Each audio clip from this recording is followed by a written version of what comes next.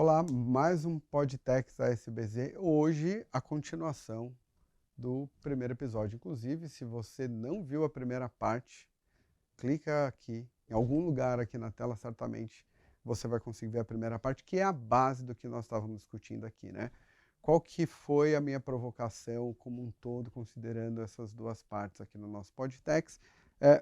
Refletir um pouquinho sobre a malha de distribuição, considerando, obviamente, a variável tributária, porque como todos nós já sabemos, e foi algo que a gente falou no primeiro episódio aqui, eu tenho um contexto de reforma tributária, tenho um contexto de extinção de benefício fiscal e redução gradativa a partir de 2029. Então, o que eu devo fazer? E só para retomar um pouquinho, um aspecto que para a gente aqui é muito importante, vale relembrar que no contexto da reforma tributária, eu tenho um regime tributário que eu vou pagar o tributo pensando no destino.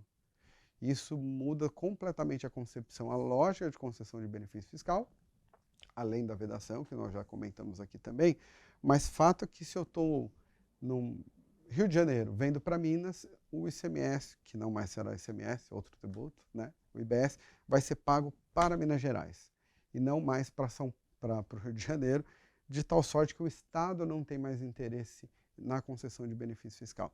E por que isso vai ser relevante? É o que eu quero trazer agora para vocês, pensando que a lógica tributária que me permite ou que me obriga a destinar o tributo para o destino, isso vai diminuir um pouquinho a relevância do tributário na minha tomada de decisão para onde me instalar, né?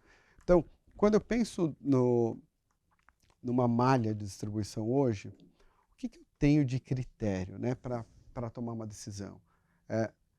A verdade é uma só. Hoje, eficiência tributária ela é fator determinante de localização. E quando eu digo eficiência tributária, na grande maioria dos casos eu estou falando de benefício fiscal. Inúmeras são as empresas que estão em diversos estados, como é o caso de Goiás, Santa Catarina, Pernambuco, Minas Gerais, Espírito Santo e, para ficar só nesses principais aqui, como estados que acabam atraindo, e de novo, benefício fiscal, né? Pegando aqui o Compete, em que eu pago 1,1% e tenho todo um hub de distribuição.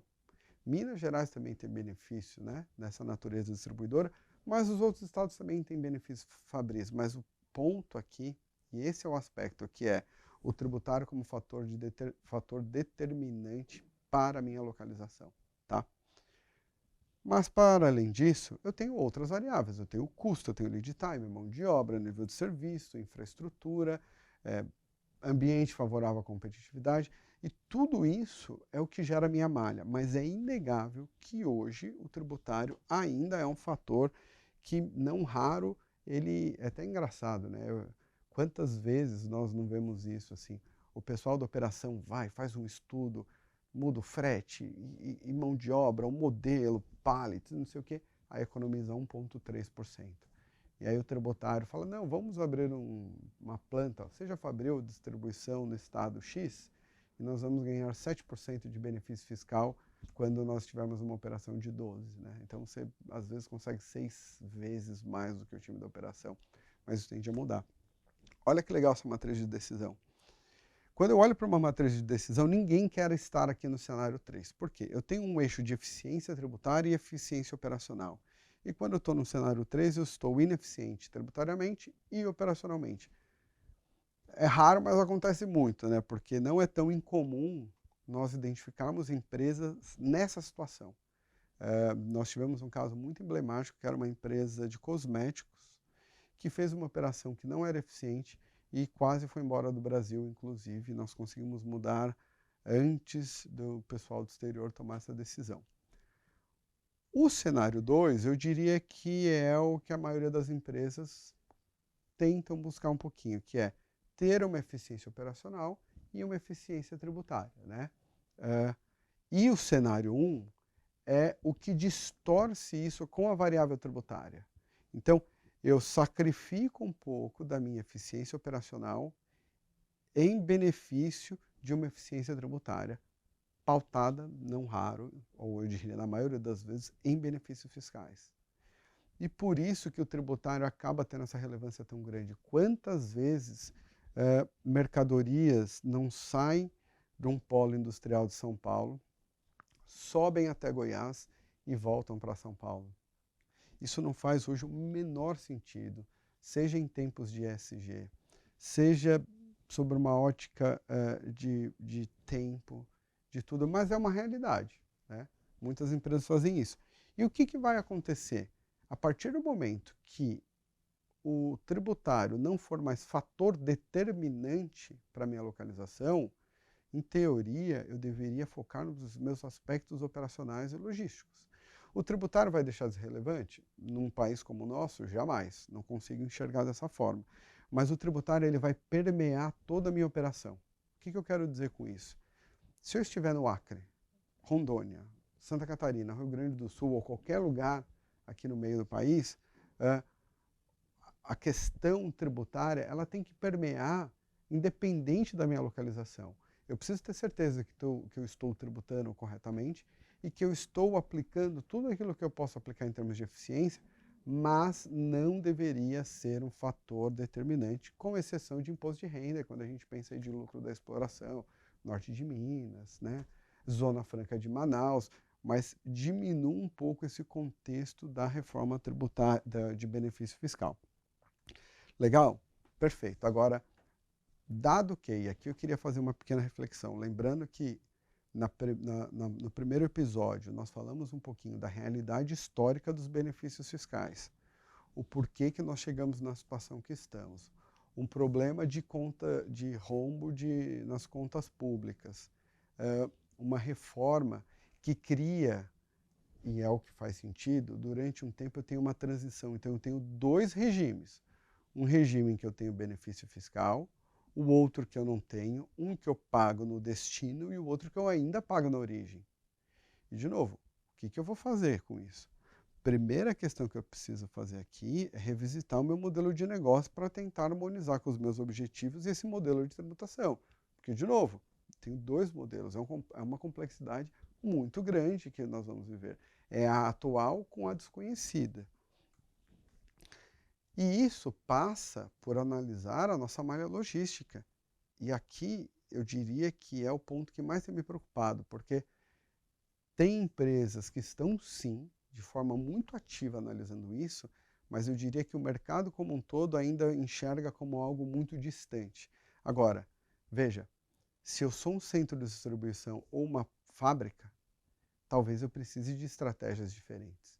Se eu sou um centro de distribuição que vende mercadoria importada, ou mesmo algumas produzidas aqui, talvez, e eu digo talvez porque eu preciso analisar outras variáveis, talvez faça sentido eu maximizar benefício fiscal.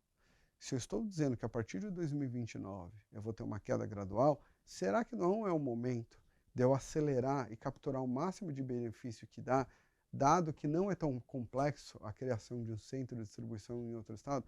Até porque eu posso considerar um operador logístico, né? Eu não tenho investimento tão grande.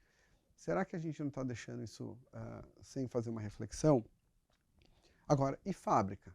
Se eu sou uma fábrica, eu já estaria analisando. Por quê? Eu preciso analisar, eu estou no lugar certo? E se eu não estiver no lugar certo, pensando que agora o que vai dar o tom principal deveria ser um aspecto operacional / logístico, será que a localização que eu estou está fazendo sentido?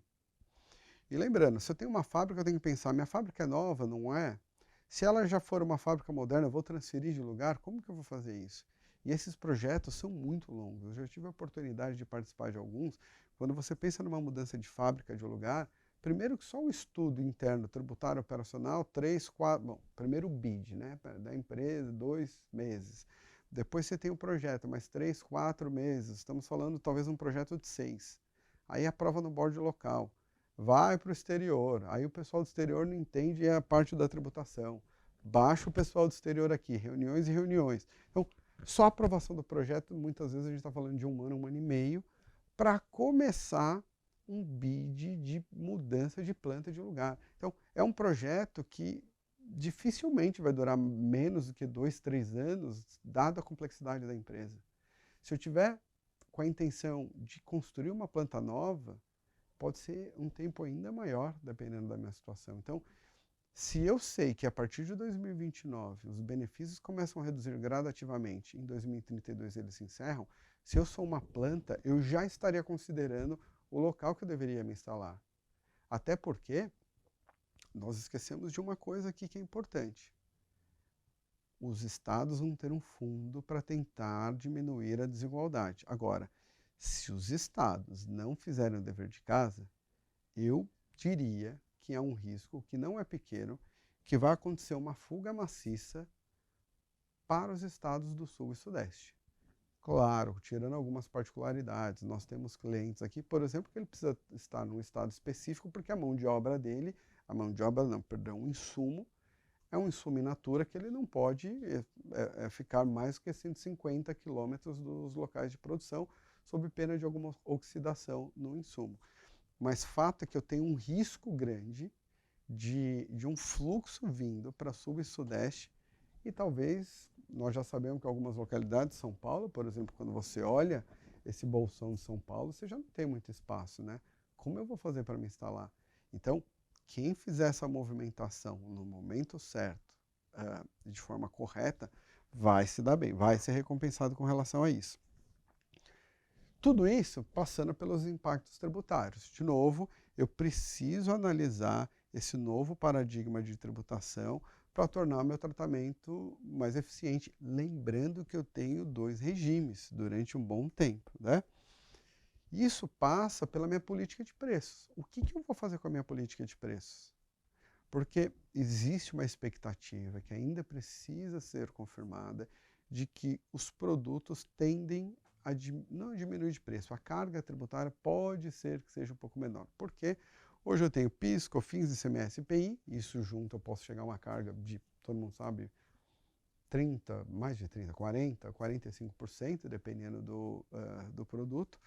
Ao passo que dentro da reforma eu teria uma carga aí de 25, 30%.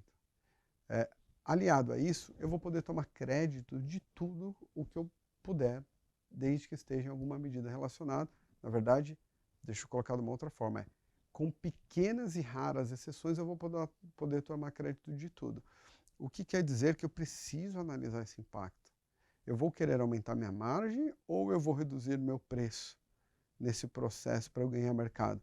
E isso certamente vai passar pelo período de transição, né, que a gente precisa analisar. Que é o meu ponto. Então, vamos antecipar esses impactos de transição para que eu tenha um plano muito bem estruturado e faça essa implementação. Porque, de novo, e aqui para finalizar, as empresas que fizerem o dever de casa, analisarem o impacto tributário, considerarem que eu vou ter 2 regimes coexistindo, pensarem qual que é a melhor forma, se eu capturo o benefício fiscal, se eu já começo a focar no aspecto logístico do futuro operacional, de onde eu vou me instalar, eu tenho planta, eu tenho distribuição. Quem fizer esse dever de casa, eu posso estar enganado, mas acredito que não. Além de ter melhores resultados, pode ganhar fatia de mercado, dado que, pela primeira vez, nós vamos ter uma potencial flutuação de preço, a depender de como a coisa vai caminhar. E aí? Fez sentido para você tudo isso? Mas era isso. Esse era o tema que eu queria trazer. Espero que tenha, de fato, provocado uma reflexão aí, que está faltando no mercado, algo bem, bem profundo, tá bom? É isso, pessoal. Até o próximo.